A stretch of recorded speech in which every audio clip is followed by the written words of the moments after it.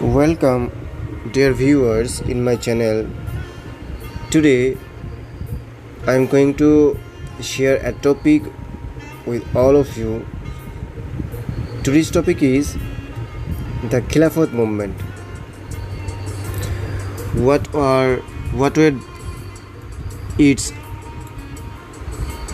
aims and what were the causes of the Khilafat movement, and was it a successful one or a failure? Okay, let's start the topic. It was the time of World War when the end of the First World War was catastrophic for the Ottoman Empire. Ottoman Empire was fighting against the Allies in the First World War and came out to be on losing side. Abdul Hamid II was the Ottoman Emperor from 1876 to 1909. Being a caliph, the Ottoman Emperor was the supreme religious and political leader of all Sunni Muslims across the world. After the defeat of the Central Power in the World War I, the boundaries of the Ottoman Empire was changed and its area reduced through the Treaty of Versailles in 1919. In these sentences, we came to know that in the First World War, Ottoman Empire lost the war, and for that they lost some areas. What were the circumstances in this? Actually, this movement was very important event in the political history of India. The Muslims of India had a great regard for the Khilafat, means Caliphate, which was held by Ottoman Empire. During First World War, the Ottoman Empire joined the war in favor of Germany. But Turkey and Germany lost the war, and a pact commonly known as Istanbul Accord was concluded between the Allied forces on 3rd November 1918. According to this pact, the territories of Turkey were to be divided among France, Greece, and Britain. During the First War, the Indian Muslims were in a very awkward position because they had a deep-rooted devotion to the Caliphate. They had profound respect for the holy institution. Therefore, their support to the British government was subject to the safeguard and protection of the holy places of Turkey, and on the condition that Turkey will not be deprived of its territories. But the British government could not fulfill both these promises. The treaty means between the Ottoman Empire and the Allies. A wave of anger swept across the Muslim world, and the Indian Muslim rose against the British government. Muslim leaders like Maulana Abdul Kalam Azad, Maulana Muhammad Ali Jafar, Maulana Shaukat Ali, and others reacted against the British government policy and were put behind the bars. These Muslims organized a mass movement which came to be known as Khilafat movement. The aims of these movements were to protect the holy place of Turkey, number 2, to restore the territories of Turkey, to restore the Ottoman Empire. These were the some aims of the movement.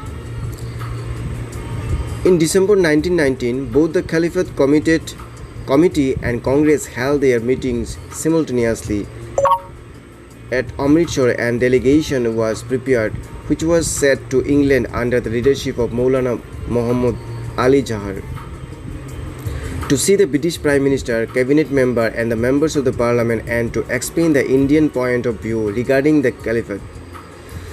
The delegation visited England in 1920. The leaders of the delegation addressed the House of Commons and saw the British Prime Minister, who paid no heed to the delegation demand. The delegation stayed at London for 8 months and won many hearts and sympathies of people in Britain, delivering speeches. However, the delegation returned to India unsuccessful in October 1920.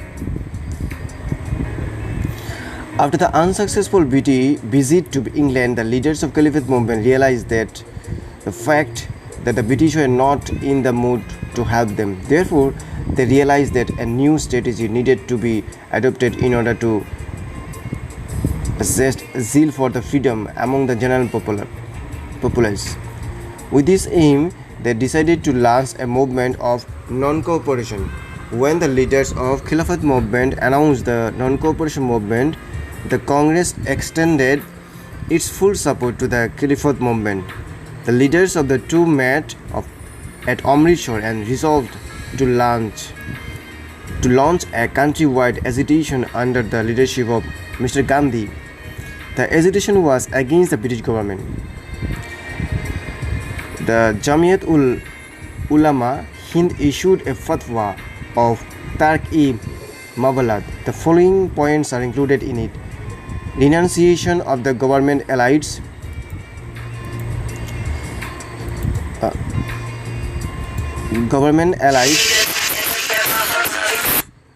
boycott of legislature and court, withdrawal of students from educational institution, resignation from government post, general civil disobedience. As a result of this proclamation of fatwa, hundreds of thousands of people returned the titles and stopped sending their children to government schools